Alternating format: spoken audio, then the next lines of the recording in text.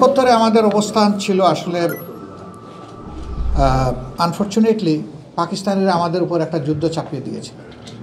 এটা কিন্তু বাংলাদেশের জনগণ ইনভাইট করে আনে নাই।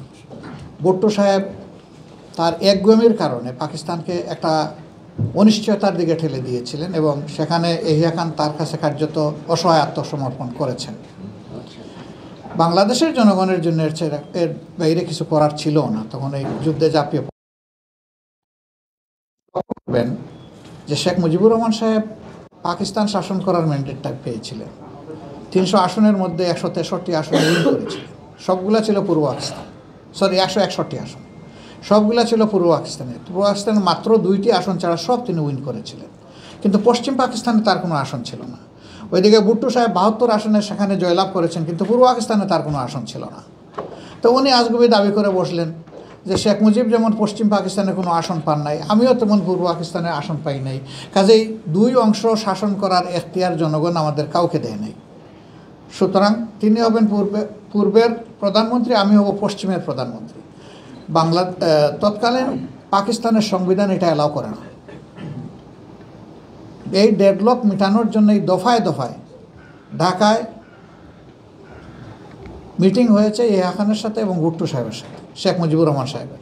তিনি কিন্তু দেশ স্বাধীন করার জন্য এই মিটিং করেন নাই, তিনি করেছেন তার অধিকার এস্টাবলিশ করার জন্য। জনগণ যাকে রায় দিয়েছে তার হাতে ক্ষমতা দিতে হবে, এটা বোঝানোর জন্য। কিন্তু শেষ পর্যন্ত হলো না, তারা ঝাঁপাইয়ে পড়ল। শেখ মুজিব সাহেব নিজে কিন্তু স্বাধীনতার প্রক্লেমেশন দিয়ে যেতে পারলেন না। এটা শেখ মুজিব সাহেবের ঘনিষ্ঠতম সহচর, বন্ধু, সহকর্মী তাজউদ্দিন সাহেবের মেয়ে লিখেছেন তার নেতা এবং পিতা এই বই। আপনারা আশা করি অনেকেই বইটা পড়েছেন। তিনি ড্রাফট নিয়ে গিয়েছিলেন, তিনি বলছেন না, আমি সাইন করব না, তুমি চলে যাও। তাজউদ্দিন সাহেব চলে এসেছেন, তিনি অ্যারেস্ট হয়ে গেছেন পাকিস্তানিদের হাতে, আমরা রয়ে গেছি পূর্ব পাকিস্তানে। এখন জিজ্ঞেস করতে পারেন 1 কোটি মানুষ ভারতে গেল, আপনারা গেলেন না কেন? আসলে আমাদের যাওয়ার কোনো রাস্তা ছিল না। বলবেন কেন রাস্তা থাকবে না? মৌলানা ভাসানী সাহেব বাংলাদেশের রাজনীতির অবিচ্ছেদ্য অংশ। তিনি কিন্তু ভারতে গিয়েছিলেন যুদ্ধ করার জন্য, 4 দিনের বেশি থাকতে পারেন না, এর মাঝে অ্যারেস্ট হয়ে গেছিলেন। তার জীবন বিপন্ন হওয়ার উপক্রম হয়েছিল, তিনি বাধ্য হয়েছিলেন ফিরে আসতে তৎকালীন পূর্ব পাকিস্তানে। জীবনের ঝুঁকি নিয়ে তিনি থেকেছেন পূর্ব পাকিস্তান। তা কেন? তার নামের আগে মৌলানা আছে এই কারণে। তিনি কিন্তু সেই অর্থে কোনো মাদ্রাসায় পড়ুয়া মানুষ না। চর্চা ছিল তার ইসলামের উপরে কিছুটা, তার বেশভূষা ছিল মুসলমানদের মতো। তিনি একটা বিশেষ কায়দার টুপি পরতেন এবং খদ্দরের পাঞ্জাবি পরতেন, আর তার সহকর্মীরা তাকে মৌলানা বলেই অভিনন্দিত করত এবং তিনি সেটাতে কমফোর্ট ফিল করতেন। সেই লোকটাকে ভারত সহ্য করে নাই ভাই, আমারে সহ্য করতো। আমি অবশ্য তখন 12 বছরের শিশু, আমার কথা আমি বলছি না, আমি বলতেছি এরকম যারা আছে তাদেরকে সহ্য করতো না, তাদের কোনো জায়গা সেখানে ছিল না। ভারত যদি খোলা মনে এটা সুযোগ করে দিত তাহলে জাতিটা ইউনাইটেড থাকতো, এই জাতির মধ্যে কোনো ডিভিশন আসতো না। কিন্তু ভারত এটা না দেওয়ার কারণে স্বাভাবিকভাবেই এরা অসহায় এখানে পড়ে গেছেন। শেখ মুজিব সাহেব যেমন তার কিছুই করার ছিল না, তাকে বন্দি করে নিয়ে গেল পাকিস্তানে, আমাদেরও কিছু করার ছিল না, আমরা থেকে গেলাম এখানে। এখন আমরা কী করব? আমি জামাত ইসলামীকে মিন করতেছি, তাহলে জামাত ইসলামের জন্য পথ দুটো খুলো। দেশের ভিতর থেকে তারা যুদ্ধ করবে পাকিস্তান সেনাবাহিনীর বিরুদ্ধে, আর না হয় তারা পক্ষ নেবে পাকিস্তান সেনাবাহিনীর। মাঝখানে কিছু করার কোনো সুযোগ কোনো রাজনৈতিক দলের ছিল না। এই জন্যে শুধু জামাত না, যারা ও দেশে যেতে পারেননি ইন্ডিয়ায়, তারা সকলেই কিন্তু এক পাকিস্তানের পক্ষে অবস্থান নিয়েছিলেন। কিন্তু বাকিদের প্রসঙ্গ আসে না। আমাদেরটা আসে কেন? আমাদেরটা আসে ওই কারণে যে বাকি দলগুলো ইতিমধ্যে তাদের কার্যক্রমের মাধ্যমে জাতির সামনে তারা নিজেদের অবস্থান সেইভাবে তুলে ধরতে পারেনি। রাজনীতিতে এখন তাদের অবস্থানটা সেই রকম উল্লেখযোগ্য নয়। যেহেতু তাদের অবস্থানটা উল্লেখযোগ্য নয়, সেই কারণে তাদেরকে কেউ হেডেক হিসাবে নিচ্ছে না, তারা সবাই আউট। সাবজেক্ট হিসাবে থেকে গেল জামাত ইসলামী। ইয়েস, জামাত ইসলামী ওয়ান পাকিস্তানের পক্ষে সাপোর্ট দিয়েছিল, এটা কোনো রাজনীতিতে অপরাধ না। তখন কিন্তু পাকিস্তানের অংশ ছিল পূর্ব পাকিস্তান। কিন্তু থাকেন যেমন মানুষ খুন করে থাকেন, আগুন দিয়ে থাকেন, কারো সম্পদ লুণ্ঠন করেন, কারো ইজ্জতের উপরে হাত দেন, তাহলে অবশ্যই তাদের বিচার হওয়া উচিত। আপনারা সবাই জানেন স্বাধীনতার পরপরই শেখ মুজিবুর রহমান সাহেব দেশ শাসন করেছেন 4 বছর। সেখানে 42,000 মামলা হয়েছিল, কিন্তু যাদেরকে ওয়ার ক্রাইম ট্রাইব্যুনালের নামে বিচার করা হয়েছে তাদের কারোর তো নাম ছিল না। একমাত্র ইউসুফ সাহেবের নাম ছিল। সেই শেখ মুজিব সাহেব জীবিত থাকা অবস্থায় তিনি মামলা থেকে খালাস পেয়েছেন। বাকি কারো কোনো নামই ছিল না, কোথাও একটা জিডি এন্ট্রি পর্যন্ত ছিল না। তাহলে 42 বছর পরে এই মামলার গ্রাউন্ড কীভাবে তৈরি হলো? এত মামলা হলো, তাদের কারো কোনো নাম নাই, জিডি এন্ট্রি নাই। 42 বছর পরে এটা কেন? 2 জন মিনিস্টার 3টা মন্ত্রণালয়ে সাফ করেছিলেন।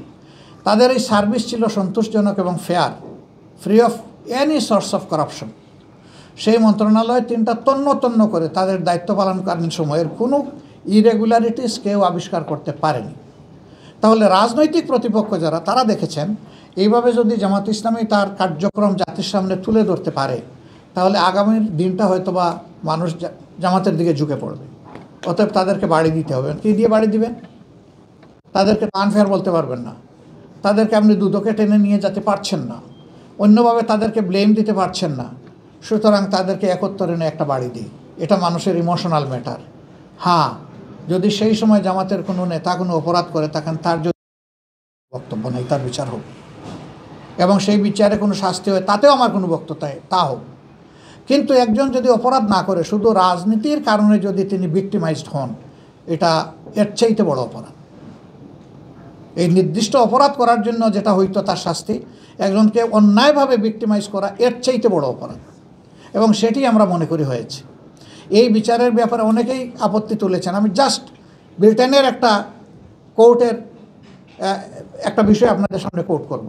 চৌধুরী মঈনুদ্দিনের একটা এই সংক্রান্ত বিচারের রায়ে এখানে আমাদের যে বিচারটা হয়েছে ওয়ার ক্রাইম ট্রাইব্যুনালের নামে, সেই বিচারের ব্যাপারে এখানকার জাজরা একটা অবজারভেশন দিয়েছে। It's a genocide of justice. এই বিচারের মাধ্যমে বিচারকে হত্যা করা হয়েছে, বিচারের গণহত্যা এটা হয়েছে। This is reality. তো আমরা এই সমস্ত পেইন নিয়ে আছি। 15টা বছর আমাদের অফিসে একদিন আমাদেরকে বসতে দেয়নি, কথা বলতে দেয়নি। আমরা এই দেশের নাগরিক, একটা বৈধ পার্টি, আমাদেরকে একটা র্যালি অর্গানাইজ করতে দেওয়া হয়নি। আমাদের কথা নিয়ে সাংবাদিকদের কাছে যেতে পারি নাই, তাদের মাধ্যমে জাতিকে বলতে পারি নাই। সাংবাদিকদের মনের কথাগুলো আমরা শুনতে পারি নাই, তাদের মাধ্যমে জাতির কথা আমাদের কাছে আসবে, এটাও পথ বন্ধ ছিল। ফলে আমাদের সকল ইন্টারাকশন বন্ধ করে দেওয়া হয়েছে। এই 5 তারিখের পর থেকে আগস্ট মাসে আমরা একটু সামান্য সুযোগ পেয়েছি। আজকেটাও তার একটা প্রমাণ। আমরা এখন আমাদের কথা যেমন বলতে পারছি, আপনাদের কথাগুলো শুনতে পাচ্ছি। এইভাবে যখন মিউচুয়াল ইন্টারাকশন আমাদের বেশি বেশি করে হবে, তখন আমাদের ব্যাপারে মিস প্রপাগান্ডা এবং মিথ যেগুলো আছে, ইনশাল্লাহ আমরা আশা করি দূর হবে। আর আমরা যদি কোনো ভুল করে থাকি, সত্যিই যদি এটা উইদাউট এনি কোয়েশ্চেন এটা যদি প্রমাণ হয় সন্দেহাতীতভাবে, আমি দায়িত্ব নিচ্ছি, আমি ক্ষমা চাবো জাতির কাছে ইনশাআল্লাহ। এই ব্যাপারে আমার কোনো দুর্বলতা নেই। ধন্যবাদ।